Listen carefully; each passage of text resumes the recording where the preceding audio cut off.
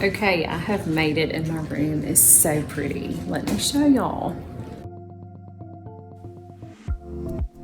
I stayed in a preferred club, Ocean View King Suite.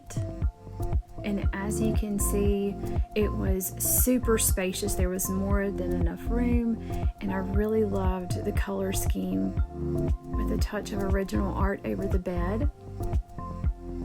And something I always love about Secrets Resorts is they leave an incense in the room for you. If you burn them, they replace them each day.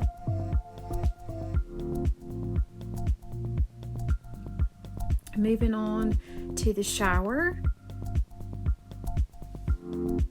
It's really pretty. Everything looks nice and fresh. And I really loved the double rain head.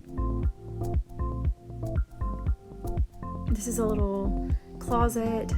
They use really nice toiletries, so there's a little closet that you can open up if you want natural light to come in, and I did. And as you can see, my view was just perfect. Time to celebrate. Secrets Cap Cana is absolutely worth it.